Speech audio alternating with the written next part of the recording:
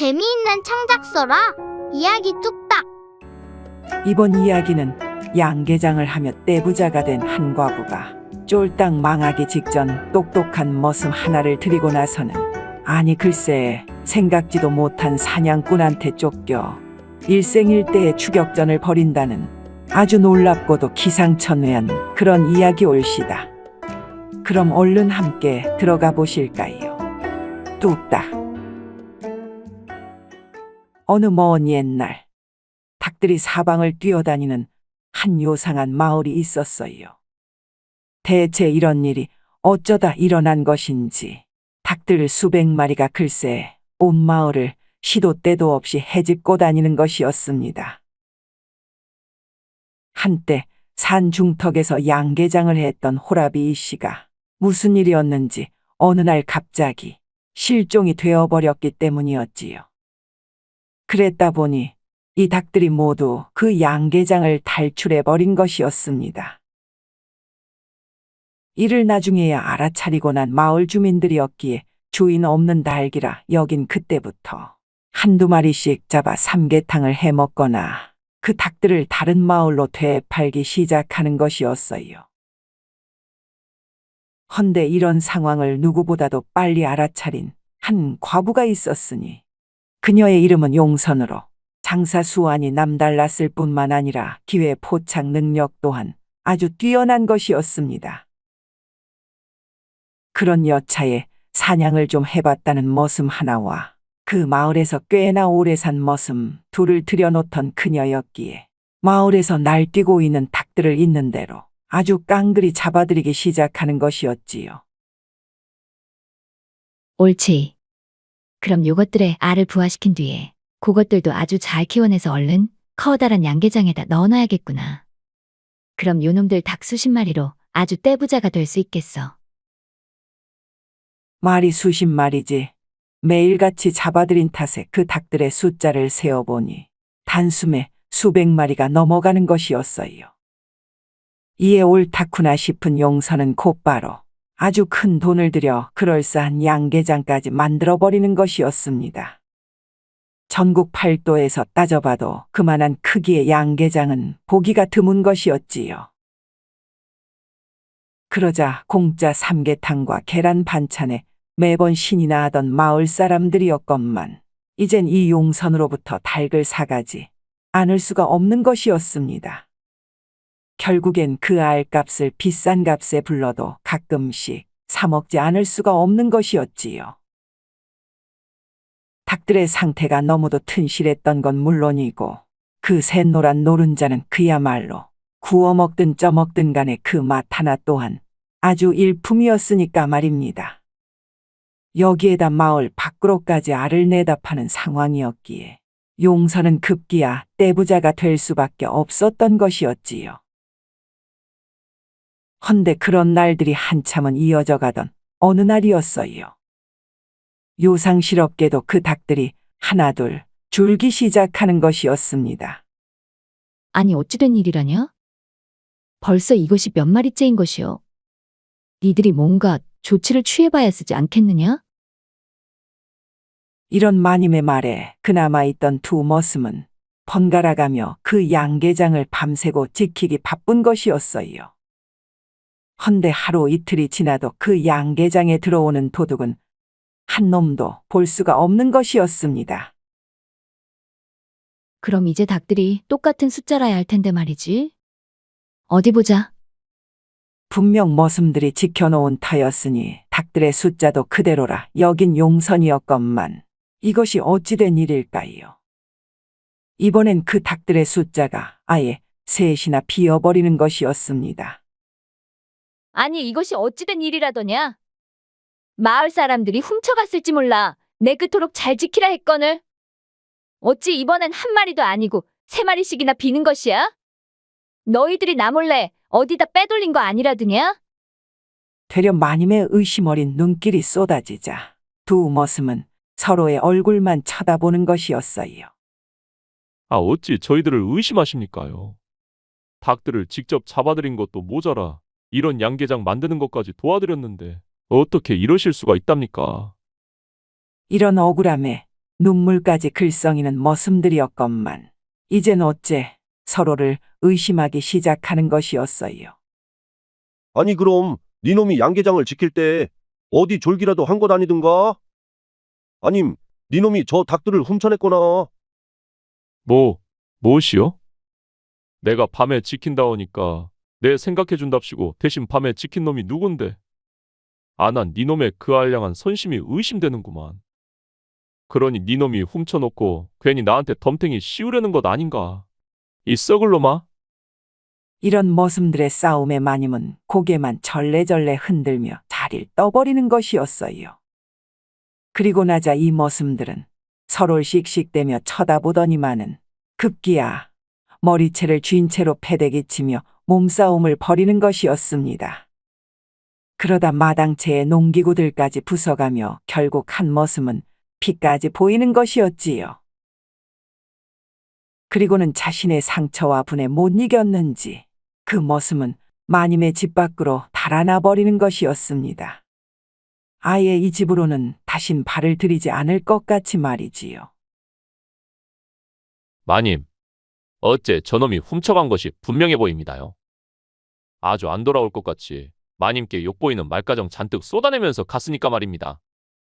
이젠 저 닭들이 왠지 안전할 것 같은데 말이지요. 이 말에 다소 화가 누그러진 마님 용선이었어요. 그러더니만은 자, 그럼 네 말대로 저 닭들이 이제부터 그대로라면 말이지. 너한테는 아주 특별한 상을 내리도록 하겠다. 그날부로 내 방에서 하루 건너밤씩 잠을 청할 수 있도록 말이야. 건 이놈이 하루가 멀다 하고 날 훔쳐보는 걸 내 알아버린 이상 말이지. 이 말에 뜨끔했다는 듯 몸을 움찔하는 머슴이었습니다. 그러더니만은 배시시 미소를 보이는 것이었지요. 아니 마님도 참 언제 절 그리도 알아차리셨단 겁니까요? 네 참, 그럼 오늘도 한번 보초를 지대로 서보겠습니다요. 그럼 그 닭 걱정일라문에 꿈에서나마 꾸시질 말길 바랍니다요. 라며 한 발 물러서는 머슴이었습니다. 그리고는 그날 밤 또다시 머슴은 전보다도 더 부릅뜬 눈으로 양계장 곳곳을 지키기 시작했어요. 하지만 그 어디에서도 도둑놈은 물론이거니와 개미 새끼 한 마리도 눈에 띄질 않는 것이었습니다. 이후 아침이 되어 마님 용선이 그 양계장 안으로 발을 들이자 그럼 어디 볼까? 한놈 두시기, 석삼, 너구리. 하나하나 세어가던 마님의 눈빛은 점점 밝은 빛을 띄어가고 있었어요. 그리고 마지막 남은 한 놈을 세고 나니 그 숫자가 전날과 딱하고 들어맞는 것이었습니다. 아이구야. 이젠 닭들이 더 없어질 일이 없겠구만 그래. 그래도 방심하면 안 되느니라. 이 숫자에서 줄면 네 세경도 그만큼 줄 테니까는 내일도 모레도 여길 잘 지켜야 한다. 알았느냐? 이에 고개만 끄덕이는 머슴이었지요. 헌데 마님의 말을 들었는지 말았는지 그저 온통 붉어진 얼굴이 그 해질녘 노을과 비등비등한 것이었어요.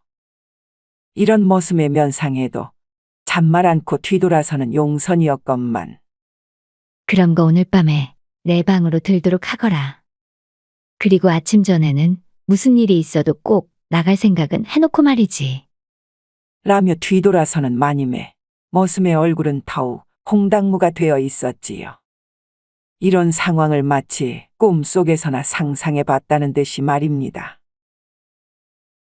그리고는 그날 밤 마님의 방 근처를 서성이던 머슴은 한참을 그 문지방 앞에 서 있더만은 마지막 침을 꼴까닥 삼킨 채 그 방 안으로 발을 들이는 것이었어요. 환히 켜져 있는 호롱불이었건만 그 마님 용선의 모습이 어째 잘 베이질 않는 것이었습니다.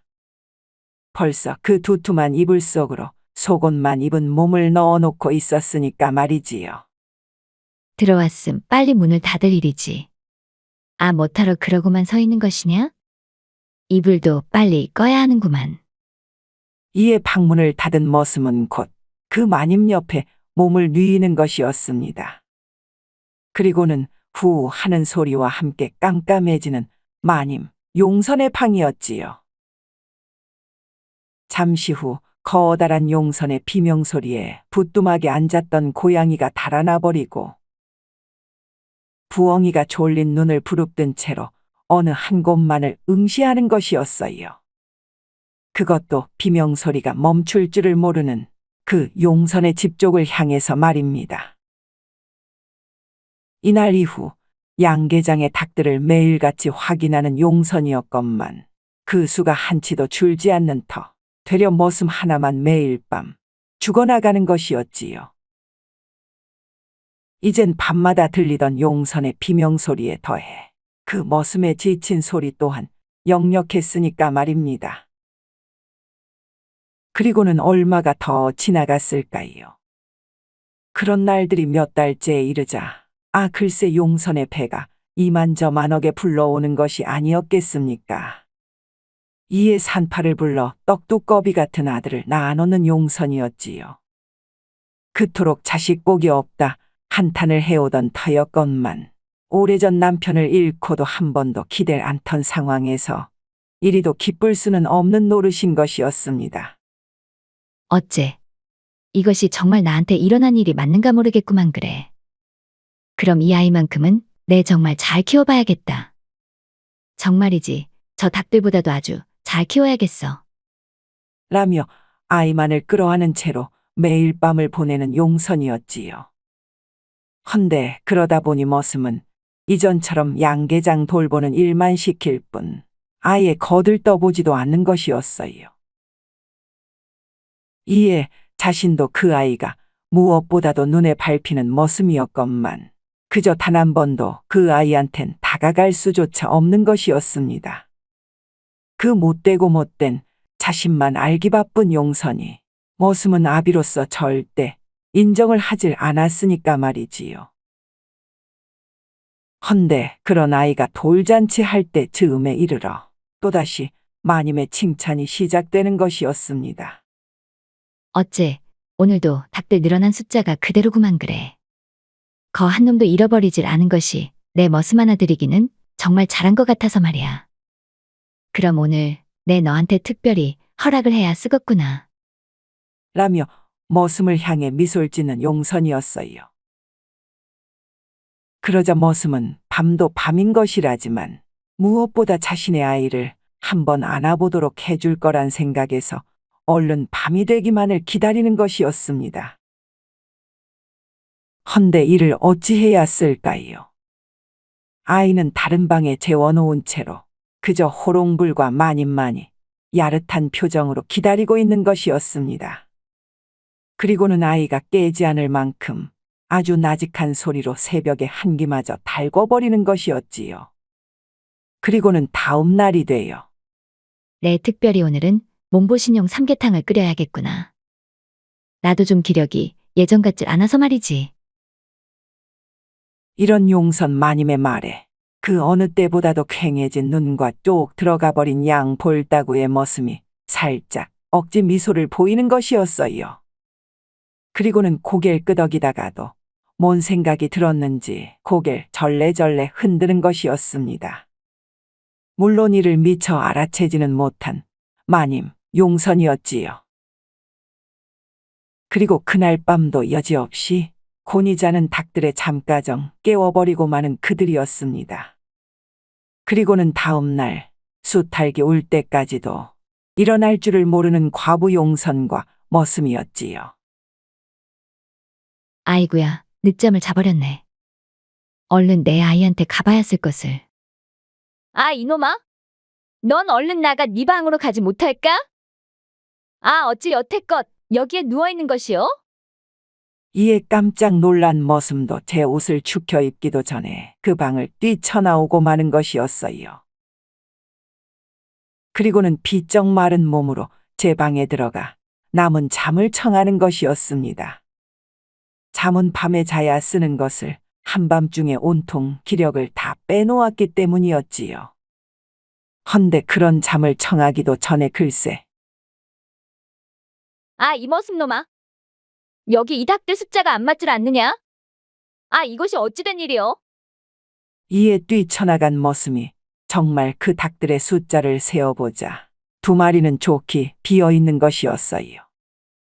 그 어느 때보다도 양계장 문단속은 나름 철저히 해놓은 터였건만 예전처럼 도둑이 들었다는 것이 정말 믿기지가 않는 것이었습니다.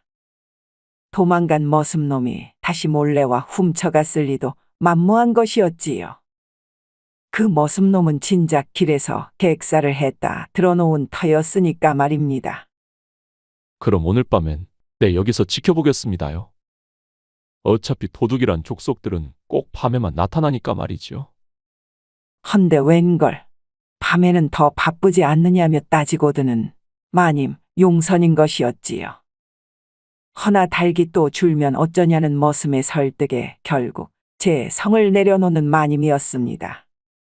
그리고는 밤새 그 양계장을 지키는 머슴이었지요.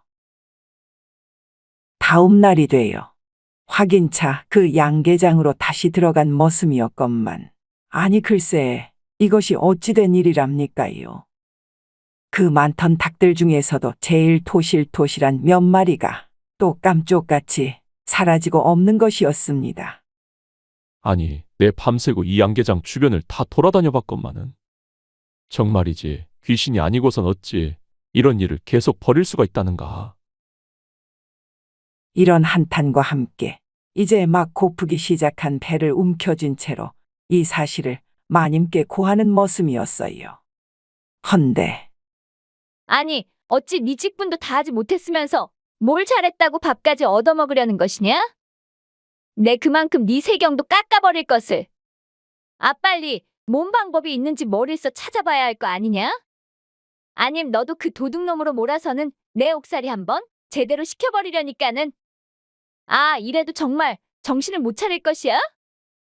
이런 협박 아닌 것박에 심장이 뛰고 사지가 떨려오는 머슴이었습니다. 그 닭도둑 놈으로 몰릴 판이면 그냥 내쫓기고 마는 것이 나을 것을. 그래도 자신의 유일한 핏줄인 제 아들이 멀리서 보여지자 그나마라도 웃음을 지어 보이는 머슴이었어요. 이런 가까이 할 수 없는 아들 때문에서라도 도망은커녕 그저 나약한 자신을 탓하기만 했으니까 말입니다. 그럼 어째? 그놈의 방법을 찾아내봐야 할 텐데. 이 요망한 도둑놈을 내 어디서 잡을 수가 있단 말이드냐. 그 오밤중에도 낌새조차 내보이질 않는 이놈을. 이에 또다시 온밤을 지새우며 그 양계장 밖을 지키던 머슴이었건만 다음 날에도 또 그 다음 날에도 토실토실한 닭들만 죄다 사라지고 없는 것이었어요. 이에 결국 마님의 쓴소리에 견디다 못한 머슴은 집 밖으로 뛰쳐나와 근처 주막으로 발을 들이는 것이었습니다. 그리고는 구석탱이에 앉은 채로 사발에 든 물만 안주 삼아서는 닭주만 쭉 들이키는 것이었지요. 헌데 그때였습니다. 어째 그 고민이 얼마나 들어차 계시길래 거 안주도 없이 그렇게 술만 때려 넣는 것이요? 이래보니 양반집 머슴 같아 보이는데. 한 훤칠한 남정네가 말을 걸어오는 것이었어요. 그것도 빈손이 아닌 한 손엔 돼지 부속 한 접시와 다른 손엔 닭고기 구이를 든 채로 말이지요.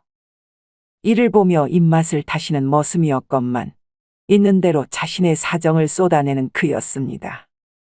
그 꿀맛 같은 돼지 부속과 닭다리 하나에 행복해하면서 말이지요. 그러자 사내는 어째 나도 일감을 찾고 있던 차였건만은. 그거 참 잘 됐구려. 그런 좀 도둑 잡는 거 하나만큼은 딱 내 전문이라서 말이오. 이런 사내의 말에 눈이 번쩍 뜨인 머슴이었어요. 그리고는 닭들이 사라지던 자초지종을 마저 있는 대로 모두 다 털어놓는 것이었습니다. 그러자 아, 그런 건 어째 야밤에 숨어다니는 들깨나 여우짓일지도 모르는데 말이오. 어디 그 요즘 귀신이 모터러 닭들만 죄다 잡아간답니까? 어쨌거나 주변을 잘 살펴보면 말이오. 분명 알아채기 힘든 출입구 하나가 있을지도 모르는데 말입니다. 내 그것 찾아내는 것만큼은 정말로 전문인 것인데. 어째 그럼 그 집 세경이 나한테 맞을라는가? 라며 괜히 입맛만 다시는 사내였지요. 그러자 아, 그럼 내 마님께 잘 얘기해 보겠소이다. 그 닭들만 줄지 않는다면야 세경은 물론이고 없던 기마저 팍팍 올려준다는 것이 아니겠소. 나중엔 그걸 다 뺏어가서 그렇지. 이 말에 눈을 휘둥그레 치켜뜨는 사내였어요. 길을 올려주다니요? 아니 그리고 그걸 뺏어가다니 그건 또 뭔 말이랍니까? 아, 그냥 해본 소리요? 일만 잘하면은 그냥 칭찬을 아낌없이 해준다. 뭐 그런 말이외다. 그럼 어째 말 나온 김에 같이 한번 가보시지요. 뭐 하루 이틀 끈다고 해서 그 도둑놈 좋은 일만 해주는 거 아닐지 싶어서 말입니다. 이에 주막을 나선 이들은 얼른 그 용선 마님과 마주하는 것이었습니다. 마님 이자가 말입니다. 저 양계장 도둑을 잡는데 아주 일가견이 있다 해서 말이죠. 당장이라도 세경을 맞춰주시면은 오늘부터 일을 할 수가 있다는디. 이 머슴 말을 듣는 둥 마는 둥 그 사내의 얼굴만 유심히 들여다보는 마님, 용순이었어요. 그리고는 뭔지 모를 침묵이 이어지자 침만 꼴까닥 삼키며 제 손만 만지작대는 머슴이었지요. 그러자 전 여기저기 떠돌아다니는 민봉기라 하옵니다. 내 듣기로 이 동네에서 제일 큰 양계장을 하시면서도 도둑놈 때문에 골머리를 썩는다 들었는데 말이오. 절 이 집에 들이시기만 하면 그 도둑놈이 누군지 바로 아실 수 있다 안 합니까요? 이런 민봉기의 의기양양한 말에도 대꾸를 않는 용순이었습니다. 그러다가는 살짝 입꼬리가 올라가더니만 그래, 그럼 이놈의 실력이 어떤지 내 한 봐볼 필요는 있을 것 같구나. 그 원하는 세경은 일단 맞춰줘 볼 테니 저 머슴하고 얼른 양계장을 살펴보도록 하거라. 잠자리는 저 빈방에다 마련해 줄 테니. 라면서도 의심스러워하는 눈빛은 채 거두질 못하는 용순이었어요. 이에 고개를 조아리며 그 양계장으로 향하는 민봉기였습니다. 그리고는 그곳 주변을 아주 세심히 살피는 것이었지요. 헌데 아 여기가 좀 이상한데 말이오. 이 땅속이 좀 비어 보이지 않습니까? 이런 민봉기의 말에 그 양계장 담벼락 밑을 살피는 머슴이었습니다. 글쎄요. 다른 땅이랑 별반 다를 것이 없어 보이는데 뭔 차이가 있답니까? 라며 그 땅을 밟아보기까지 하는 머슴이었지요. 그러자 아 그리 밟는다고 모르는 걸 어찌 알겠소이까? 요 땅 빛깔만 봐도 그 속이 비었는지 딱 알 수 있건만은. 그럼 잠시 저 안쪽으로 좀 들어가 보십시다. 이에 양계장 안으로 들어선 민봉기는 그 밖의 땅과 이어진 쪽을 따라 닭들이 알을 품은 둥지들을 여기저기 들춰내기 시작하는 것이었습니다. 아, 그거 살살 좀 하시오. 닭들이 놀라지 않습니까? 하이 참, 거 계란 깨지겠소이다. 라며 다그치자 이에 아랑곳 없이 분명 이쯤이 맞는 것 같은데. 어째 여길. 가만 보자. 이에 닭들이 놀라 푸드득 거리는 동안에도 그저 양계장 안쪽의 땅을 이곳저곳 마구 뒤져대는 민봉기였지요. 그러다 심지어 냄새까지 맡아보는 것이었습니다. 아니, 요런 땅에서 무슨 냄새가 난다는 것이요? 거 닭똥 냄새밖에 안 나는구만. 이런 민봉기의 뒷꽁무니를 따라 함께 냄새를 맡아대는 머슴이었건만 아이고 깜짝이야. 화들짝 뒤로 물러서는 민봉기의 궁둥이에 제 머리를 찍고 마는 머슴이었어요. 아, 놀랬지 않습니까? 또 왜 그러는 것이요? 거 내 말이 맞다 안 합니까요? 아 이것 좀 보시오. 여기로 이 도둑놈이 들락날락했던 거 아니겠습니까? 이에 놀란 머슴이 그 민봉기가 가리키는 땅을 보자. 아니 글쎄 그 닭들이 앉았던 둥지 밑에 웬 아주 조그만 구멍 하나가 보이는 것이 아니겠습니까? 아니 근데 어찌 이런 작은 구멍으로 드나들었답니까요? 크기로 봐선 새끼 고양이 하나도 나오기가 어렵겠구만은. 이 말에 슬쩍 미소를 보이던 민봉기가 아 이 구멍이 본래대로 컸으면 어찌 여지껏 눈에 안 띌 수가 있었겠소. 여기 이래 흙으로 막아놨으니까 그랬을 수밖에.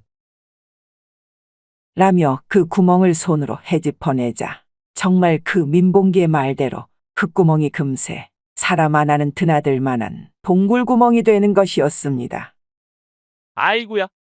드디어 찾았어이다. 아니 이놈들이 여기로 훔쳐나간 것이었구만요. 신이 난 머슴이 득달같이 마님께 달려가서는 이 사실을 고하는 것이었어요. 그러자 용선은 놀라 기뻐하면서도 민봉기를 엄청 축혀 세우는 것이었습니다. 그리고는 그 구멍을 들여다보며 그럼 이 도둑놈만 잡으면 되겠구만 그래? 근데 어째 이런 구멍을 어찌 이리도 잘 뚫어놓을 수가 있단 말이더냐? 이에 고개를 끄덕이는 민봉기였어요. 그것이 나도 의문인 것이 왜다. 저 밖까지 먼 거리를 뚫어놓은 것은 분명 도둑질의 아주 도 같은 도둑이거나 아님 아, 그것이 아니라면? 그 사람보다 비상한 여우짓이거늘 100년을 사는 여우라면 분명 이런 짓을 하고도 남는 것일 텐데 말입니다. 100년을 사는 여우라고? 가뜩이나 큰 눈이 더 커져버리는 마님 용선이었어요. 그런 100년 묵은 여우라 함은 그저 옛날 이야기에서나 들어봤을 아주 무시무시한 존재였으니까 말입니다.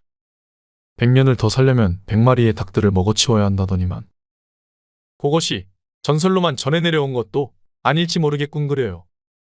이런 민봉기의 말에 침만 꼴까닥 삼키는 용선과 머슴이었어요. 어찌됐든 아직 확실한 건 모르니까 말이오. 내 오늘 밤부터 이 구멍에 입구를 지키고 있어 보겠소이다. 그럼 분명 여길 드나드는 놈을 잡을 수 있을 것을. 아니 근데 웬 시장기가 이리도 몰려온다냐. 그리고 이 막걸리 냄새는 또 어쩐 일인 것이오. 아이고 달콤해라. 이런 민봉기가 코를 킁킁 대자 함께 코평수를 넓혀대던 마님 용선이 그럼 얼른 식사 준비를 하겠소이다. 막걸리는 집에서 담근 막걸리면 괜찮으시겠소? 이 말에 얼굴에 화색이 도는 민봉기였어요. 그리곤 고개를 끄덕이자 어느새 맛 좋은 수육을 눈앞에 둔 채로 부어라 마셔라 막걸리를 제 입에 잔뜩 털어넣는 민봉기인 것이었습니다. 이후 금세 어둠이 깔리고 난 뒤 그 양계장 밖 미리 찾아놓은 구멍의 입구 근처에서 몰래 숨어있는 민봉기와 머슴이었어요. 나 혼자가 떠났다는데 왜 그리도 말을 안 듣는 것이오. 이러다 둘 다 들킬지도 모르겠구마는. 그러자 나도 도움을 드리고 싶어 그러지 않겠습니까? 안 그럼 또 괜히 마님만 방으로 불러쌀지도 모르는 것을. 그리고 무엇보다 내 이놈의 도둑놈 면상을 제일 먼저 봐보고 싶다는 거 아니겠소? 이놈 때문에 고생한 걸 생각하면 내 피곤해도 잠이 잘 안 오는 것을. 그것이 여우라면 더더욱 말이오. 헌데 이때였어요. 주변에 바스락거리는 소리가 들리더만은 그 구멍 근처로 시커먼 무언가가 눈 깜짝할 새에 지나쳐가는 것이었습니다. 이제 온 것 같소이다. 내 저놈을 이 밧줄로 묶어야 할 것을. 허리춤에 찬 밧줄에 손을 가져가는 민봉기였어요. 헌데 낯을 든 머슴이 어이없다는 표정으로 아니, 뭔 줄 알고 묻기부터 한답니까? 그 손을 덥석 물기라도 하면 어쩌려고요. 이런 속삭임 속에 그 구멍 입구를 바라보던 민봉기가 바로 저기 있소이다. 그럼 이놈 아주 잘 걸렸다. 라며 그 땅굴 입구로 튀어나가는 것이었습니다.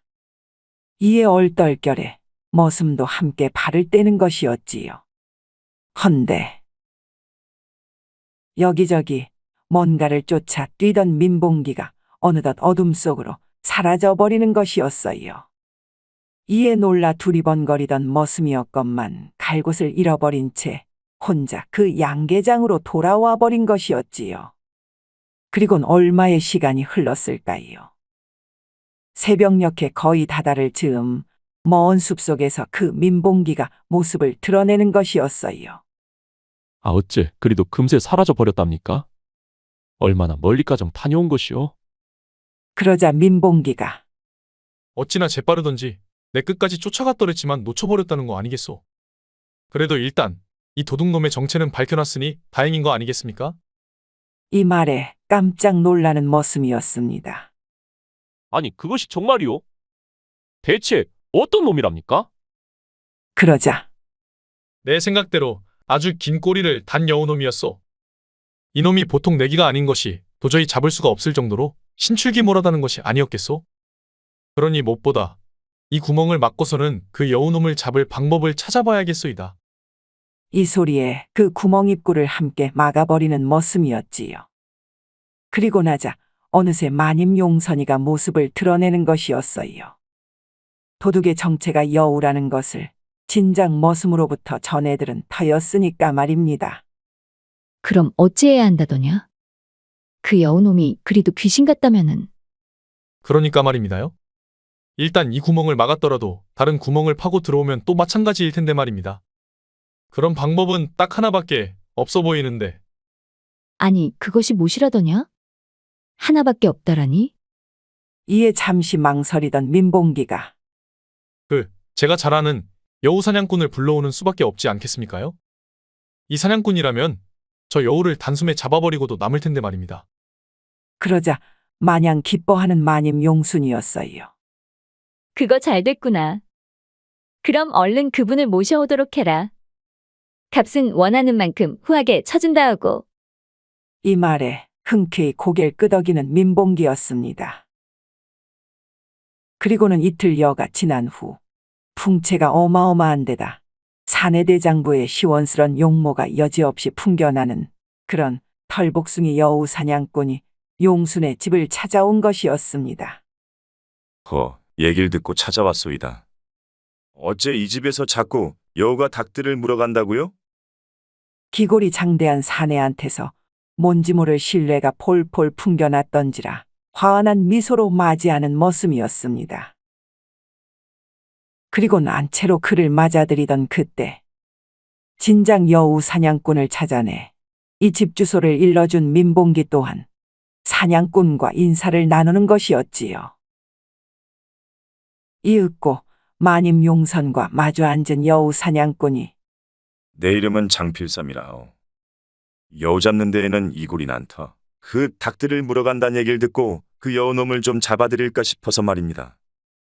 그럼 일단 걱정은 미뤄두시고 내 그 여우놈이 나타났던 곳을 얼른 볼 수 있도록 해주시오. 이 말에 그 양계장 뒤편의 땅굴 근처로 안내를 해주는 용순이었습니다. 그러자 이놈 봐라. 아주 야가 빠진 것이 이 흙을 파헤친 것만 봐도 알 수 있으니 말이지. 그렇다라면 한참 이곳저곳을 살피며 허리춤에 찬 밧줄과 날도끼를 만지작대던 장필삼이가 내 가만 보니 이 여우놈이 말입니다. 진짜 노리는 것은 정령코 다른 것에 있는 것 같은데 말이오. 그러자 이 말에 흠칫 놀라하는 용순이었어요. 아니 어찌 저 양계장 닭들 말고 뭘 더 노린다는 말씀이시오? 이에 뒤돌아 산을 둘러보던 장필삼이 이 요망한 여우놈이 말이오. 진짜 노리는 것은 바로 당신 이 집 주인인 것 같소이다.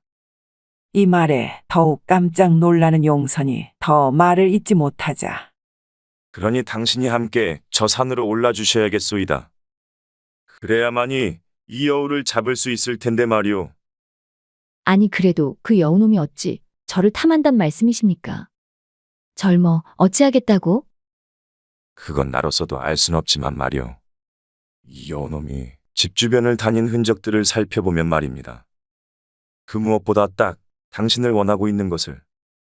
그러니 나와 함께 올라가서는 내가 일러주는 안전한 곳에 계시면 말입니다. 그때 나타난 여우놈을 내가 딱 잡아보도록 하겠소. 그러니 걱정 말고.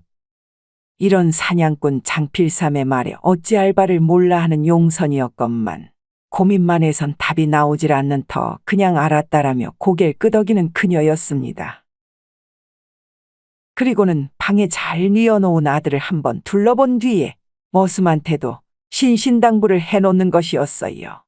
거내 다녀오는 동안 방에는 기웃거리지도 말고 말이지. 내 아들이 울기라도 할 때만 그때 방문을 열어 확인하도록 해라. 내 금방 내려올 테니. 그리고는 대체 그 여우놈이 왜 그토록 자신을 노린다는 것인지 그저 의아하기만 한 용순이었어요. 그런 생각 하나만을 품은 채로다가 사냥꾼과 함께 산을 오르기 시작하는 그녀였습니다. 헌데 어느 정도 꽤나 숨이 차도록 한참을 오른 그때였어요.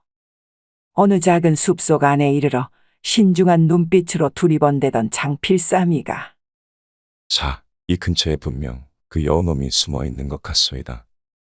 그러니 이걸로 좀 당신을 묶는 척을 해야겠소. 그럼 절대 움직이지 마시고 그 여우놈이 나타나도 절대 소리를 지르거나 말을 걸지 말길 바라오. 라며 한 커다란 나무 곁으로 용순을 데려가는 것이었지요. 그리고는 그 용순을 꽁꽁 묶기 시작하는 것이었습니다. 아, 묶는 척을 한다면서 왜 이리도 세게 묶는 것입니까? 아, 너무 당기시지 마시오. 숨쉬기도 힘든 것이 아프다 안 합니까? 그러자 검지손가락만 제 입술에 갖다 대던 장필삼이가 금세 어디론가 사라져버리는 것이었습니다. 그리고는 시간이 얼마나 흘러갔을까요? 그 사냥꾼을 소리질러 부를 수도 없는 처지의 용수는 마냥 꽁꽁 묶인 사지를 조금씩 떨기 시작하는 것이었어요. 꽉 묶인 밧줄 때문에 온몸에 피가 제대로 돌질 않는 듯 했으니까 말입니다. 헌데 그런 그때였어요. 호호호호. 정말 아주 꼴 좋게 됐구만 그래. 내 니놈을 진작 잡아먹어야 했는데 말이지. 이 소리에 깜짝 놀라는 용선이었습니다. 허나 그 눈앞에 볼 수 있는 곳들을 둘러봐도 그저 나무와 숲을 뿐인 것이었지요. 내 니놈을 진작 물어와 갖고 놀다 확 잡아먹을 수도 있었는데 말이야. 아주 그 닭들부터 맛보느라 좀 미뤄두고 있었는데 말이지. 그거 참 아주 잘 됐구만 그래. 분명 이 소리는 그 용선의 뒤쪽에서 들리는 듯 한 것이었어요. 적어도 용선에게 있어선 그러한 것이었습니다. 그 꽁꽁 묶인 몸으로 날 볼 순 없을 테니까 말이지. 이제 내가 보이는 순간 넌 세상을 하직하고 말 것이야. 그것도 아주 고통스럽게 말이지. 누구시오? 누군데 그런 말을 함부로 나한테 하는 거요? 그러자 그 목소리는 곧 누구기는 네가 그토록 날 못 잡아 안달이던 100년 묵은 여우라 안 하겠느냐. 내 몇십 년간 조용히 잠만 자면서 사람 말은 잊고 있었는데 말이지. 어찌 인연이 그 못된 짓만 골라 하면서 내 단잠을 깨운 것이냐. 내 그 닭들을 물어가도 이분이 안 풀리는구만. 그러자 한껏 당황한 표정의 용선이 덜덜 떨며 말을 잇는 것이었어요. 그것이 무슨 소리요? 못된 짓이라니. 난 내 닭들만 열심히 키운 거밖엔 없는데 대체 그것이 무슨 말이랍니까? 이 말에 어이가 없다는 듯 코웃음을 치는 여우의 목소리였어요. 닭만 열심히 키웠더라. 내 정말 어이가 없어. 말도 다 안 나오는구만 그래. 그럼 뭐 어쩔 수 없지. 괜히 내 화만 올라오는 터 그냥 널 바로 확 잡아먹어야겠다. 이에 순간 깜짝 놀라는 용선이었습니다. 아이고야 살려주십시오. 전 그저 그러시는 연유가 궁금했을 뿐이옵니다. 난 아주 어린 아들을 키우고 있단 말이오. 그제서야 울먹이며 살려달라 애원하는 용순이었어요. 그러자 아들이라. 내 그거는 생각지도 못했는데 말이지. 그럼 어째 고놈까지 먹을 배를 남겨놔야겠구만 그래. 아주 좋아. 오랜만에 포식을 할 수 있겠어. 살려주시오. 내 아들은 안 된단 말이오.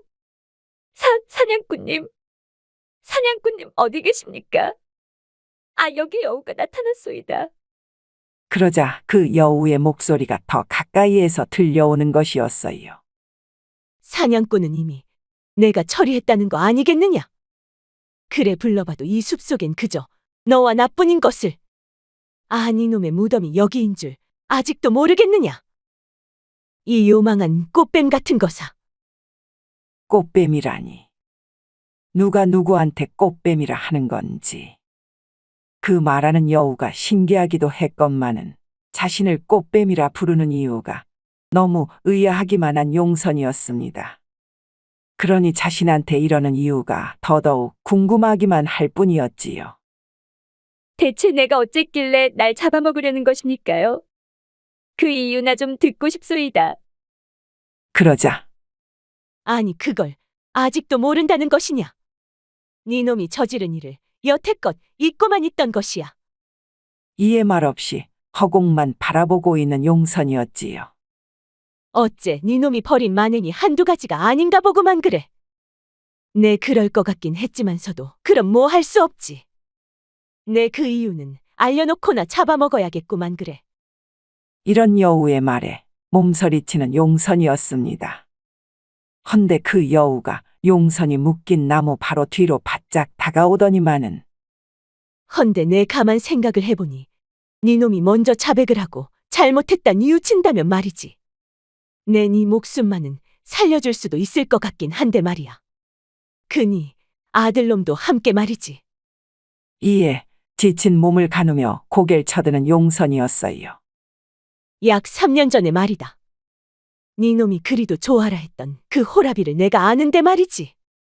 저 산중에서 수십 개의 닭장을 갖고 있던 그 이씨 말이다. 순간 흐릿했던 눈이 점점 커져가는 용선이었습니다.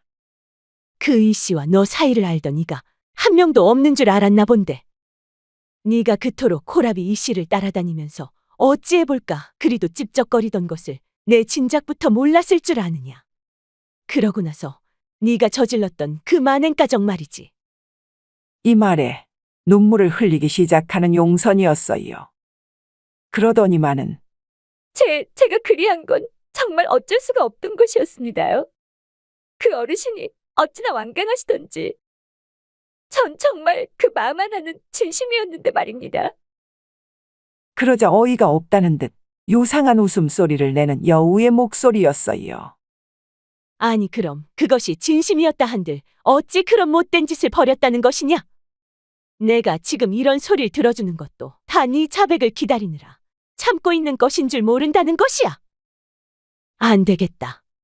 이 요망한 것을 당장 잡아먹는 수밖에. 이 순간 두 눈을 질끈 감던 용선이 소리를 질러댔어요.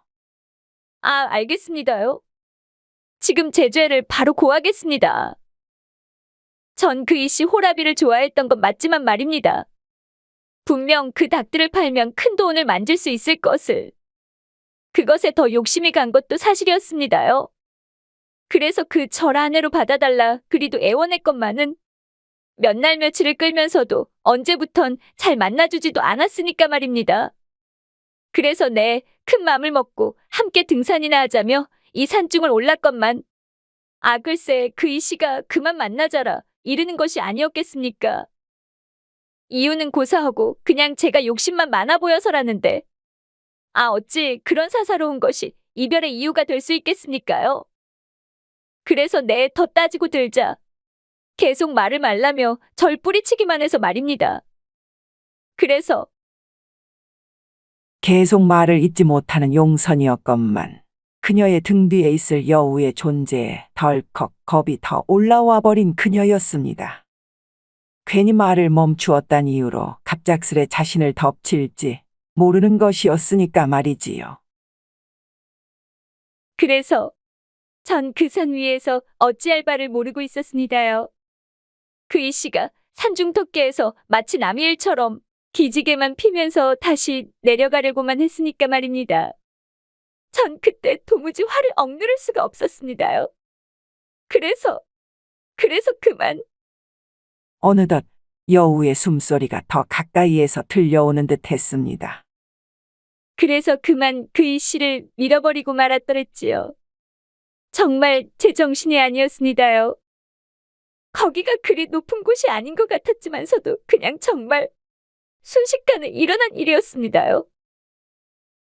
그럼 그 장소가 어디인지 말해줄 수 있겠느냐? 내 그것만 알면 널 그냥 바로 보내줄 수도 있을 것을.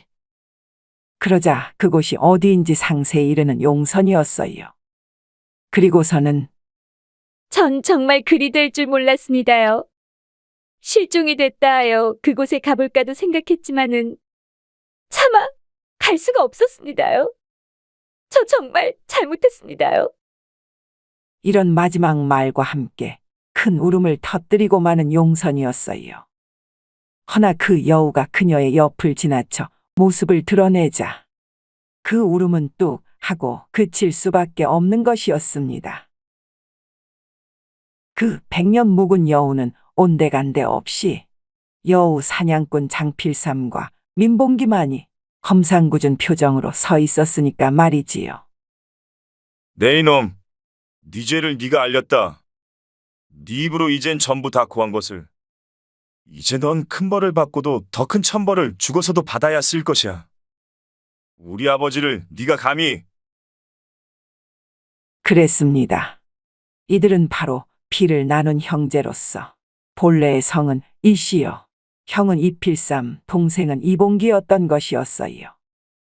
그리고 이들은 어머니를 여인 뒤에 홀로 산에서 닭이나 키우며 살겠다는 아버지를 두고 각자의 일을 찾아 꽤나 오랫동안 이곳을 떠나 있던 것이었습니다. 헌데 돌아와서 보니 그토록 심혈을 기울이시던 닭들은 모두 도망을 친 상태로 실종까지 되어버린 아버지에 그저 황망해만 하고 있던 것이었지요. 그런 와중에 어느 집에서 도망쳐 나왔다는 한 머슴의 얘기를 듣고 그저 놀랄 수밖에 없는 것이었어요. 아, 이 용선마님이란 분이 말이오. 어찌나 그 닭들에 집착을 하던지. 내 이 마을에서 꽤나 오래 살았어서 말입니다요. 저 본래 닭들의 주인을 내 좀 알고 있었는데 말이오. 그분이 이시라는 어르신이라는 거 아닙니까? 이 말에 겉으로는 안 놀란 척 계속 연이어 귀만 기울이고 있는 이필삼과 이봉기였지요. 근데 그분이 글쎄 실종되기 전에 말이외다. 이 용선 마님과 자주 만나는 걸 누가 봤다고 하는 거 아니겠소. 헌데 그런 얘긴 그냥 뜬소문 정도로만 지나쳤는데 말입니다. 아, 이시라는 분이 딱 실종이 됐다 할 때부터 어째 갑자기 밖에 나가 닭들을 잡아오라는 거 아니었겠소. 난 처음에는 무슨 잠꼬대를 하시는가 싶어 그냥 나가는 신용만 했더랬지요. 헌데 아니 글쎄 개천을 가던 동구 밖을 가던 어디를 둘러봐도 닭들이 6-7마리씩 무릴지어 다니지 않았겠습니까? 그래서 그 닭들을 쉬지 않고 잡아들였건만 아, 그런 수고가 어찌 이런 날벼락으로 돌아오느냔 말이오. 그 못된 머슴놈은 날 패대기 치질 않나. 그 닭들도 결국 그 불쌍한 이씨 호라비의 닭인 것을. 아, 어찌 세상이 이리도 불공평하답니까? 이런 머슴의 넋두리가 그간의 궁금증을 바로 풀어버린 것이었지요. 그리고는 그 용선의 집 주변을 탐색한 이필삼과 이봉기 형제는 곧바로 땅굴을 판 뒤에 닭들을 하나둘 훔쳐내오기 시작한 것이었습니다. 이런 정보를 준 그 머슴은 길에서 객사를 했다 소문을 내버린 상태로 말이지요. 그리고는 양계장을 지키는 머슴한테 접근하여 그것이 여우의 짓이라는 것까지 모두 미리 짜고 친 화투처럼 돌려버린 것이었지요. 결국 나무에 묶어버린 그 용선 과부를 향해 평소 앙칼진 처자들의 목소리를 곧잘 흉내내곤 했던 동생 이봉기가 그 여우인 척을 하며 자백을 받아냈던 것이었습니다. 이리하여 결국 그 장필삼의 우렁찬 외침소리에 먼 발치의 나무 뒤에서 모습을 드러내는 사또였어요. 진작 일이 될 줄 예상한 장필삼이 이곳 관아의 사또를 때맞춰 불러놓은 것이었습니다. 이에 하나둘 모습을 드러낸 여러 포졸들이 천천히 그 용선 과부를 에워싸기 시작했지요. 이곳은 조금만 속삭여도 그 소리가 한참은 울려대는 숲이었던 터.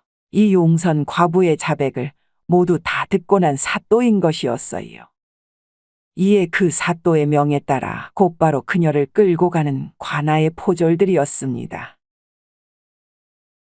이후 그 용선 과부는 아주 오랫동안 거의 평생을 옥살이만 해야 했다고 하네요. 이런 용선 과부가 붙잡히고 난 뒤 이필삼과 이봉기 두 형제는 곧바로 그녀가 자백한 장소를 찾아갔습니다. 그리고는 그 낭떠러지 및 외진 그곳에서 아버지의 시신을 찾아낼 수가 있는 것이었지요.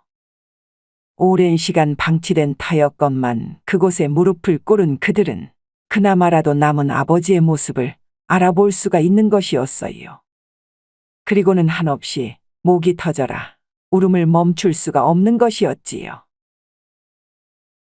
이후 자신의 아버지를 그 살던 집 양지 바른 곳에 잘 묻어들인 이들은 아버지의 닭들을 모두 되찾은 뒤에 다소 소박하면서도 아주 이름난 그런 양계장을 오래오래 잘 운영해 갔다고 합니다. 그럼 그 용선의 집에 남아있던 머스마는 어찌 되었을까요? 그는 영영 돌아오지 않고도 남을 그 마님 용선의 소식을 접한 직후 자신의 아들을 들쳐업은 채로 누구도 알 수 없는 아주 먼 곳으로 사라졌다고 하네요. 자신의 자식 알기를 그 무엇보다도 가장 소중히 여겼으니까 말입니다. 그럼 여기까지 각자의 운명은 타고난 것이라 할지라도 부모와 자식의 연이란 것은 그 어떤 일이 있어도 은혜를 꼭 갚는 동시에 그 누구보다도 더 서로를 소중히 여기는 그런 관계라 할 수 있을 것입니다.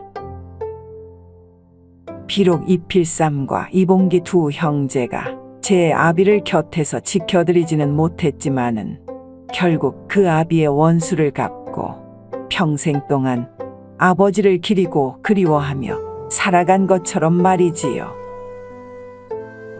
그리고 뜻하지 않은 자식을 낳아놓았던 모습이었다지만 어딘가에서 털을 잡은 뒤 홀로 자식을 그 누구보다도 잘 키워나갔다 함도 이와 마찬가지일 것입니다요.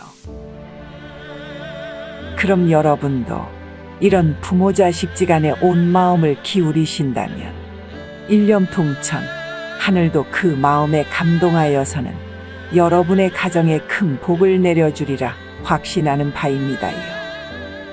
그럼 또 다른 이야기로 찾아올 것을 약속드리면서 모두 고마워요.